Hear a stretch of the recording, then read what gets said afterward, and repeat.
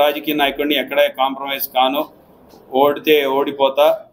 కానీ straight forward రాజకీయాలు చేయాలనుకుంటున్నప్పుడు నాకు తెలిసి పొత్తు టీడీపీ, బీజేపీ అండ్ జనసేన మధ్యలో ఉంది.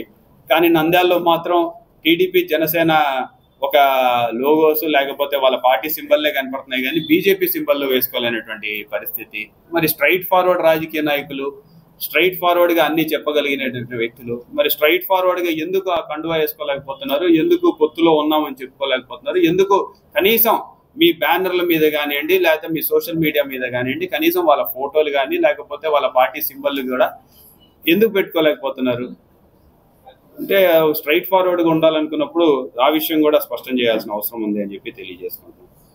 సో ఇంకా రాజ్ థియేటర్, ఖలీల్ థియేటర్ ఈ స్థలాలన్నీ కూడా శిల్పాన్ని ఇచ్చాడంటే నిజంగా మాకు స్థలాలు లేవు, మేమేమి నవాబులం కాదు, మేమేదో ఒక చిన్న వ్యవసాయ కుటుంబం నుంచి వచ్చేసి ఊరవతల ఆ రోజుల్లో ఇలానే చాలా మంది మీలాంటి వాళ్ళ వల్లనే ఆ రోజు ఒక మంచి పని చేశారు. మాకు కూడా వీడు బయటోడు అంటే మేము ఇక్కడ పొలాలు కొనుక్కున్నాం. సో ఆ పొలాలు ఈరోజు రైతు నగరంలో కొనుక్కున్నాం కాబట్టి మాకు కూడా మంచి జరిగిందనే మేము భావిస్తున్నాం. ఊర్లో పొలాలు లేవు కాబట్టి మేము ఇవ్వలేకపోయినాం. ఊర్లో పొలాలు అంటే మేము కూడా ఖచ్చితంగా ఇచ్చేవాళ్ళం.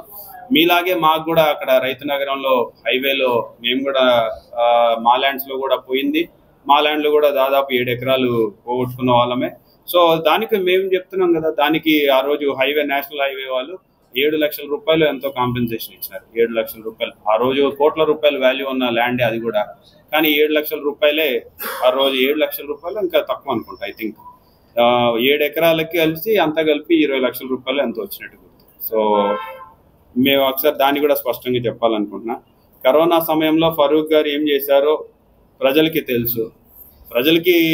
ప్రజల్ని మేము కూడా అడుగుతా ఉన్నాం, ఫరూక్ గారు అసలు కనపడ్డారా? ఫరూక్ గారు ఎక్కడ ఉన్నారు కరోనా టైంలో? ఫరూక్ గారు ఏం చేశారో ప్రజలందరినీ కూడా ఒకసారి వెళ్ళి విచారించుకోమని చెప్పేసి కోరుతున్నా. ఈరోజు కరోనా సమయంలో కేవలం ఒక వైఎస్ఆర్సీపీ పార్టీ నాయకులు, కార్యకర్తలు, కొంతమంది ఏమంటారు సోషల్ ఆర్గనైజేషన్స్ పిల్లలు, వాళ్ళు బయటకు వచ్చేసి ఆ రోజు కరోనా సమయంలో తిరిగారే తప్పితే ఎక్కడ కూడా తెలుగుదేశం నాయకులు కానివ్వండి, వాళ్ళ పార్టీకి సంబంధించిన వాళ్ళు కానివ్వండి బయట తిరిగినటువంటి పరిస్థితులు లేవు.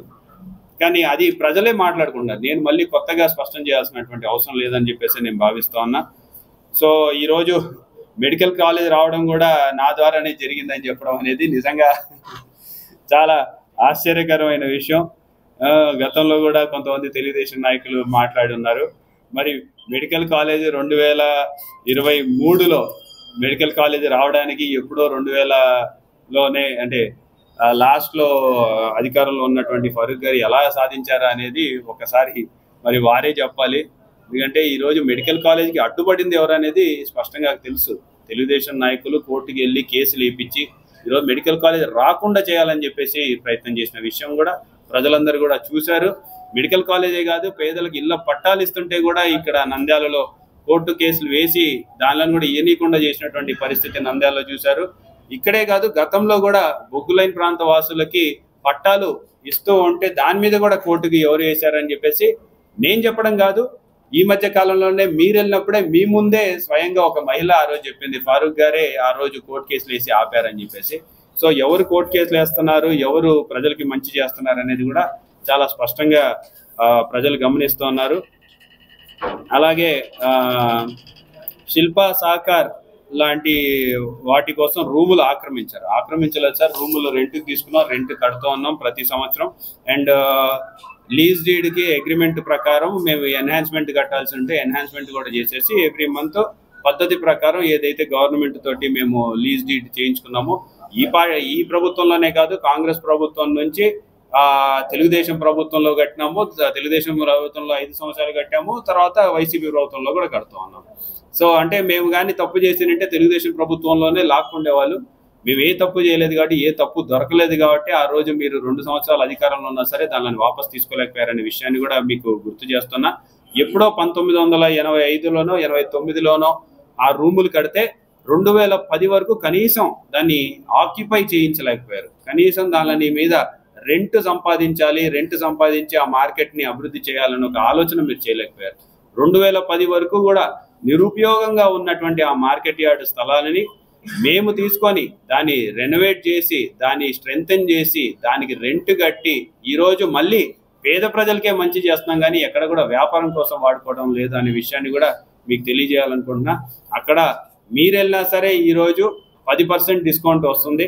దాన్ని కూడా ఏదో తక్కువ చేసి మాట్లాడినారు. నేను అది కూడా చెప్తా ఉన్నా, మీకు సొంత స్థలాలు ఉన్నాయి, మీరు కూడా ఒక సూపర్ మార్కెట్ పెట్టండి. 10% కాదు 20% ఇవ్వమని చెప్పేసి నేను కోరుతున్నా. పేదలకి మంచి జరిగితే మాకు కావాల్సింది అదే.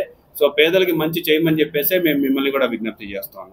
మున్సిపల్ శాఖ మంత్రిగా పనిచేసినప్పుడు కనీసం నందమూరి నగర్ని, వైఎస్ నగర్ని మున్సిపాలిటీలో కూడా చేర్పిలేదనే విషయాన్ని కూడా ఈ సందర్భంగా గుర్తు చేస్తున్నాను. ఈ మధ్య కాలంలోనే శిల్పానగర్కి సంబంధించినటువంటి మహిళలందరూ కూడా మీడియా సాక్ష్యంగానే చెప్పారు, ఆ రోజు మేము అక్కడ పందులు పశువులు తిరుగుతున్నటువంటి ప్రదేశంలో పట్టాలు ఇవ్వండి సార్ అని చెప్పేసి అప్పటి మున్సిపల్ శాఖ మంత్రి దగ్గరికి వెళ్ళేసి అర్జిస్తే వాళ్ళు పట్టాలు కూడా ఇవ్వలేదు, శిల్పామోహన్ రెడ్డి గారు వచ్చిన తర్వాత ఇచ్చారు అని చెప్పేసి కూడా చెప్పడం జరిగింది. ఆ విషయం కూడా ఈ సందర్భంగా తెలియజేయాలనుకుంటున్నాను. అలాగే శిల్పా కుటుంబం తన వ్యాపారాల కోసం పాండురంగాపురం ప్రాంతాన్ని వాడుకుంటున్నారు అని చెప్పేసి మాట్లాడారు. పాండురంగాపురం అదొక బిజినెస్ ఎంటిటీ. మా చిన్నాన్న గారు అక్కడ వెంచర్ వేస్తున్నారు. ఆ వెంచర్లో అక్కడి రైతులు కూడా భాగస్వాములు ఉన్నారు. ఆ వెంచర్లో చాలా మటుకు ల్యాండ్ డెవలప్మెంట్ మీద తీసుకున్నది.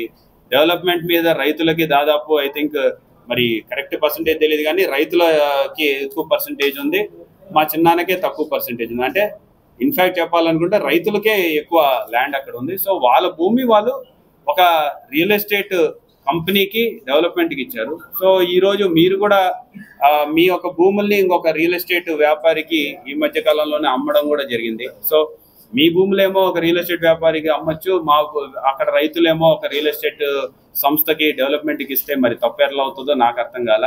అక్కడ రైతన్నలందరూ కూడా వాళ్ళు సంతోషంగా వచ్చి డెవలప్మెంట్ అగ్రిమెంట్లు చేయించుకున్నారు, లేకపోతే సేల్ డీడ్లు చేయించుకొని వాళ్ళు ఇష్టపూర్వకంగా ఇచ్చారు. ఎక్కడా కూడా ఎవరు బలవంతం లేదు, బలవంతం పెట్టాల్సిన అవసరం కూడా లేదు. ఎందుకంటే అక్కడ మా పురుషోత్తం రెడ్డి గారు ఆ ఊరి పెద్ద వారి కుటుంబానికి సంబంధించిందే 70 ఎకరాలు వాళ్ళు అన్న తమ్ముళ్ళే ఇచ్చారు.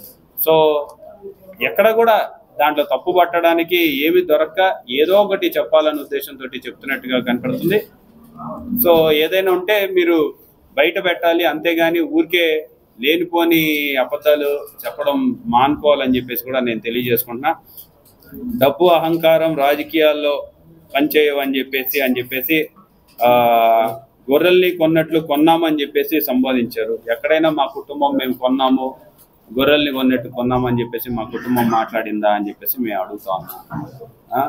మేము ఏ రోజు కూడా మేము అహంకారంగా వ్యవహరించినంటే మేము 4 సార్లు ఈ 20 సంవత్సరాల్లో 15 సంవత్సరాల పాటు మా కుటుంబానికే అధికారం అవకాశాన్ని కల్పించండి వాళ్ళు కాదు ప్రజలు. ఈరోజు ప్రజలకి స్పష్టంగా తెలుసు ఎవరు అహంకారంతో వ్యవహరిస్తున్నారు, ఎవరు ప్రజలకి దగ్గరగా ఉన్నారు, ప్రజల మనసుల్ని చొరగొంటున్నారు, ఎవరు పేద ప్రజల కోసం ఆలోచిస్తున్నారు. రాజకీయాల్లో ఉన్నా రాజకీయాల్లో లేకపోయినా అంటే గెలుపోవటంతో సంబంధం లేకుండా, గెలిచినా ఓడినా సరే సంబంధం లేకుండా ఎవరు మంచి చేస్తున్నారు అనేది ఈరోజు ప్రజలందరూ కూడా గమనిస్తున్నారు. కాబట్టి మళ్ళీ మమ్మల్ని గెలిపించుకుంటున్నారు. ప్రజలకే ఆ ఒక నిర్ణయాన్ని వదిలేద్దాం. ఎవరు అహంకారంగా వ్యవహరిస్తున్నారు, ఎవరు మంచివారు అనేది ప్రజలు ఆల్రెడీ నిర్ణయం తీసుకున్నారు. ఎన్నికల్లో 100% వైఎస్ఆర్సీపీ మళ్ళీ ప్రభుత్వాన్ని ఏర్పాటు చేయబోతుందని చెప్పేసి కూడా ఈ సందర్భంగా తెలియజేసుకున్నా. అండ్ నంద్యాలలో కూడా 100% వైఎస్ఆర్సీపీ జెండా ఎగిరేయడం ఖాయం.